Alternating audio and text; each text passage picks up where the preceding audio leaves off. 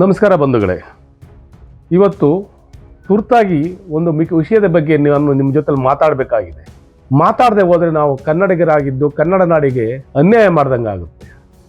ಎಲ್ಲಿ ಅನ್ಯಾಯ ಆಗ್ತಾ ಇದೆಯೋ ಅಲ್ಲಿ ಅನ್ಯಾಯವನ್ನು ವಿರುದ್ಧ ನಾವು ಮಾತಾಡದೆ ಹೋದರೆ ನಾವು ಕೂಡ ಅನ್ಯಾಯದ ಪರವಾಗಿದ್ದೀವಿ ಅಂತ ತೀರ್ಮಾನ ಮಾಡಬೇಕಾಗುತ್ತೆ. ಆದ್ದರಿಂದ ಈ ಸಂದರ್ಭದಲ್ಲಿ ನಾನು ಮಾತಾಡ್ತಾ ಇದ್ದೀನಿ. ಕನ್ನಡ ನಾಡು ಬರದಿಂದ ತತ್ತರಿಸ್ತಾ ಇದೆ. ಕಾಡು ಮೇಡುಗಳು ಒಣಗಿ ತರಗಲಿಯಾಗಿದ್ದಾವೆ.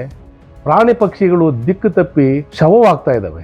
ಕಾಡುಗಳನ್ನು ಬಿಟ್ಟು ಅಲಿತಾ ಇದ್ದಾವೆ. ಊರು ಸ್ಮಶಾನ ಆಗ್ತಾ ಇದೆ. ಕೆರೆಕಟ್ಟೆಗಳು ಒಣಗಿ ಅವು ಕೆರೆಗಳೇ ಹೌದೇ ಅಲ್ವೇನು ಅಂತ ಮಟ್ಟಕ್ಕಾಗಿದ್ದಾವೆ. ಇನ್ನು ರೈತರ ಸ್ಥಿತಿಯಂತೂ ಕೇಳಲೇಬೇಕಾಗಿಲ್ಲ. ಕುಡಿಯುವ ನೀರಂತೂ ವಾರದಲ್ಲಿ 2 ದಿವಸ ಕೊಟ್ರೆ ಅದೇ ಹೆಚ್ಚು. ನಗರಗಳಂತೂ ಬಹಳ ತುಂಬಾ ಕಷ್ಟದಲ್ಲಿ ಇದ್ದಾವೆ. ಹಳ್ಳಿಗಳ ಪರಿಸ್ಥಿತಿಯಂತೂ ಕೇಳಲೇಬೇಡಿ. ರೈತರ ಕಣ್ಣಿನಲ್ಲಿ ಕಂಬನಿ ಹರಿತಾ ಇದೆ. ಇವತ್ತು ರೈತ ಕೇವಲ ಅನ್ನದಾತ ಮಾತ್ರ ಆಗಿಲ್ಲ, ಅಸಹಾಯಕನಾಗಿದ್ದಾನೆ, ದುರ್ಬಲನಾಗಿದ್ದಾನೆ. ಅವನ ಕಷ್ಟವನ್ನ ಕೇಳೋರಿಲ್ಲ ಅಂತ ಸ್ಥಿತಿಯಲ್ಲಿ ಇವತ್ತು ಕನ್ನಡ ನಾಡು ತತ್ತರಿಸ್ತಾ ಇದೆ. ಇಂತಹ ಸಂದರ್ಭದಲ್ಲಿ ನೀವು ಎಲ್ಲರೂ ಮಾತಾಡಲೇಬೇಕಾಗಿದೆ. ಅದು ಅನಿವಾರ್ಯ ಕೂಡ. ಆದ್ದರಿಂದ ಇವತ್ತು ಒಂದು ವಿಷಯವನ್ನ ನಾನು ನಿಮ್ಮ ಜೊತೆ ಹಂಚಿಕೊಳ್ಳಿಕ್ಕೆ ಪ್ರಯತ್ನಿಸ್ತಾ ಇದ್ದೀನಿ. ಕರ್ನಾಟಕ ರಾಜ್ಯ ಬಹಳ ಸಮೃದ್ಧವಾದಂಥ ರಾಜ್ಯ. ಇಲ್ಲಿ ಎಲ್ಲದಕ್ಕೂ ಬೇಕಾದಷ್ಟಿದೆ. ಆದರೆ ನಾವು ಒಂದು ರೀತಿಯ ವಂಚನೆಗೆ ಒಳಗಾಗ್ತಾ ಇದ್ದೀವಿ.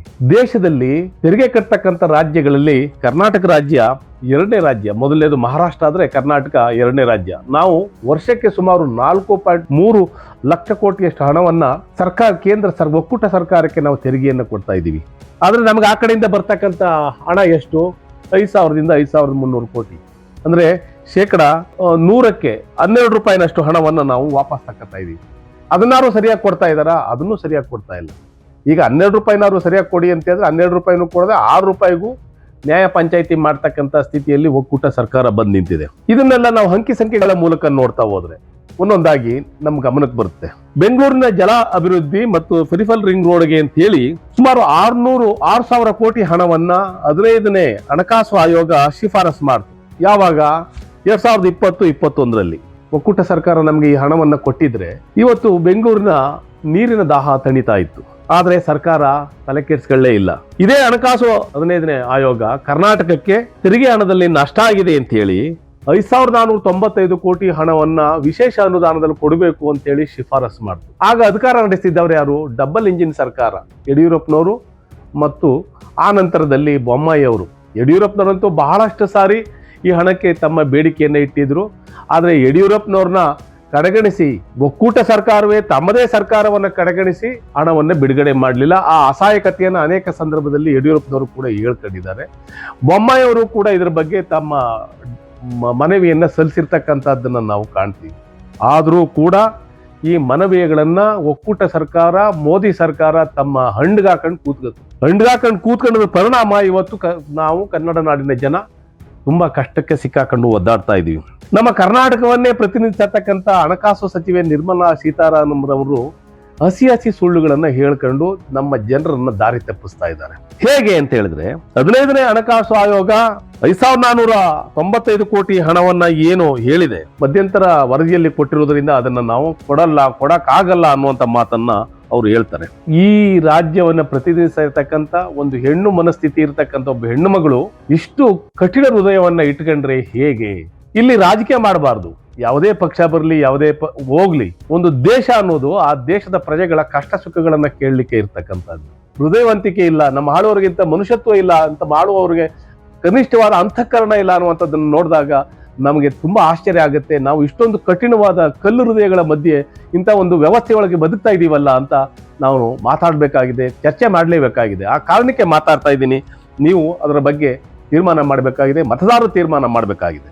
ಸುಮಾರು 5,495 ಕೋಟಿ ಹಣವನ್ನ ವಿಶೇಷ ಅನುದಾನವನ್ನು, 6,000 ಕೋಟಿ ಹಣವನ್ನ ಪೆರಿಫೆರಲ್ ರಿಂಗ್ ರೋಡ್ ಮತ್ತು ಬೆಂಗಳೂರಿನ ಜಲಾಭಿವೃದ್ಧಿ ಹಣವನ್ನ, ಒಟ್ಟು 11,495 ಕೋಟಿ ಹಣವನ್ನ ಕರ್ನಾಟಕಕ್ಕೆ ಒಕ್ಕೂಟ ಸರ್ಕಾರ ಕೊಡಬೇಕಾಗಿತ್ತು. ಕೊಟ್ರ? ಒಂದು ಬಿಡಿಗಾಸು ಕೊಡ್ಲಿಲ್ಲ. ಸೀಟ್ಗಂದು ಬಿಸಾಕಿದ್ರು ಆ ಮನವಿ ಪತ್ರಗಳನ್ನ. ಅದಲ್ಲದೆ 15ನೇ ಹಣಕಾಸು ಆಯೋಗ ಏನ್ ಮಾಡ್ತು ಅಂತ ಹೇಳಿದ್ರೆ ಕರ್ನಾಟಕ ಸರ್ಕಾರದ ಪಾಲನ್ನ 4.71ರಿಂದ 3.64ಕ್ಕೆ ಇಳಿಸ್ತು. ಇದನ್ನ ಇಳಿಸುವಾಗ ನಮ್ಮ ಜನಪ್ರತಿಗಳು ಯಾರೂ ಮಾತಾಡಲಿಲ್ಲ. ಅವರು ಕಿವಿದ್ದು ಕಿವುಡರಾಗಿ, ಬಾಯಿದ್ದು ಮೂಕರಾಗಿ ಇರ್ತಕ್ಕಂಥದ್ದನ್ನು ನಾವು ಕಾಣ್ತೀವಿ. ಅವರು ತಾವು ಜನಪ್ರತಿನಿಧಿ ಅನ್ಕೊಂಡಿದಾರೋ ಇಲ್ಲ ಮೋದಿ ಅವ್ರನ್ನ ಹೊಗಳಿಕೆ ಇರ್ತಕ್ಕಂಥ ಸ್ಥಿತಿಯಲ್ಲಿದ್ದಾರೋ ಗೊತ್ತಿಲ್ಲ. ಯಾಕಿಂತ ಅನ್ಯಾಯ?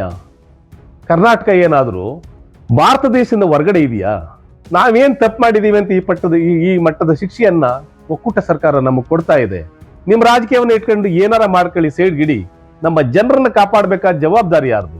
ನೀವೇ ನಿಂತು ಕೊಡ್ಬೇಕಾಗಿತ್ತು ಹಣವನ್ನ. ಆದ್ರೆ ಏನ್ ಮಾಡ್ತಾ ಇದೀರಿ? ಹಿಂದಿ ರಾಜ್ಯಗಳಿಗೆ ಮೇಲ್ಬಿದ್ದು ಕೊಡ್ತೀರಿ, ದಕ್ಷಿಣದ ರಾಜ್ಯಗಳಿಗೆ, ಅದರಲ್ಲೂ ಕರ್ನಾಟಕಕ್ಕೆ ತುಂಬಾ ಅನ್ಯಾಯವನ್ನ, ಮಲತಾಯಿ ಧೋರಣೆಯನ್ನ, ತಾರತಮ್ಯವನ್ನ ಮಾಡ್ತಾ ಇದ್ದೀರಿ. ಯಾಕೆ ಹೀಗೆ ಮಾಡ್ತೀರಿ?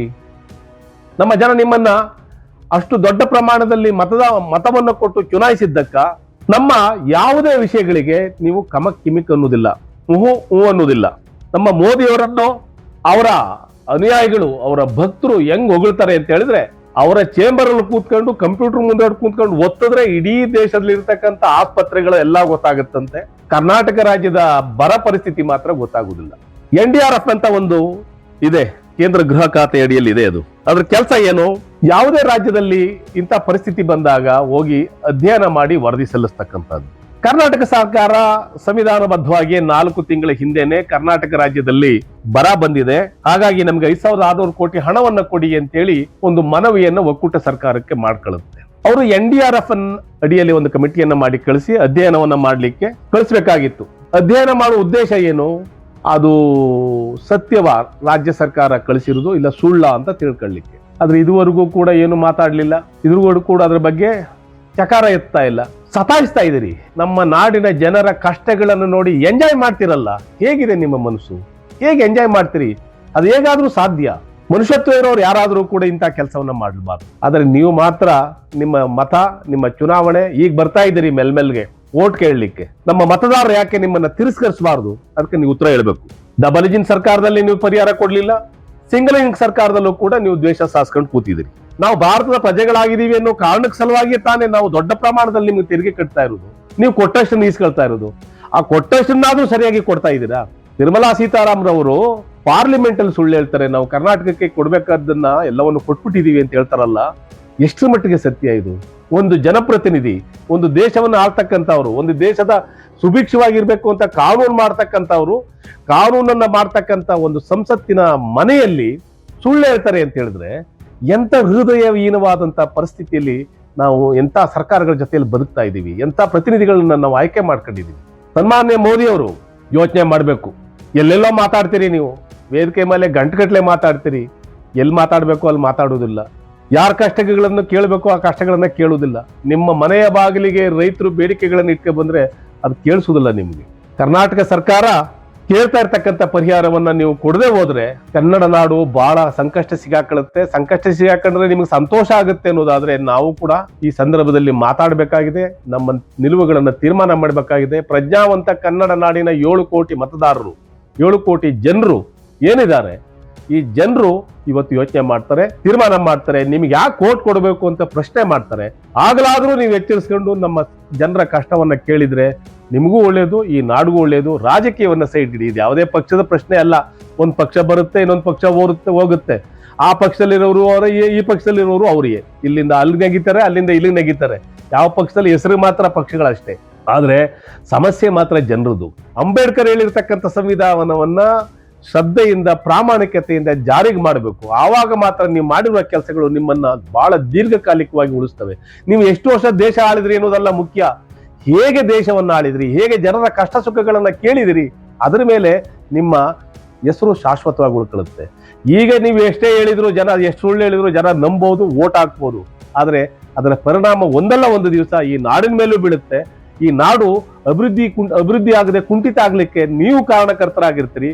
ಚರಿತ್ರೆಯಲ್ಲಿ, ಭಾರತದ ಚರಿತ್ರೆಯಲ್ಲಿ ಕಪ್ಪು ಅಧ್ಯಾಯವಾಗಿ ನಿಮ್ಮನ್ನ ಗುರುತಿಸ್ತಕ್ಕಂಥ ಕಾಲ ಬಂದೇ ಬರುತ್ತೆ. ಈ ಸಾರಿ ನಾವು ನಿಮ್ಮ ವಿರುದ್ಧ ಕಡಾಖಂಡಿತವಾಗಿ ಮತವನ್ನು ಹಾಕ್ಲೇಬೇಕು ಅಂತ ನಮ್ಮ ಕನ್ನಡ ನಾಡಿನ ಜನರಲ್ಲಿ ಮನವಿಯನ್ನ ಮಾಡ್ಕೊಳ್ತೇನೆ. ಮತ್ತು ಅಂತ ಕಾಲ ಈಗ ಬಂದಿದೆ. ಎಲ್ಲ ಬಂಧುಗಳು ಈ ನಿಟ್ಟಲ್ಲಿ ಯೋಚನೆ ಮಾಡಬೇಕು ಅಂತ ನಾನು ಈ ಸಂದರ್ಭ ಕೇಳ್ಕೊಳ್ತಾ ಇದ್ದೇನೆ. ನಮಸ್ಕಾರ.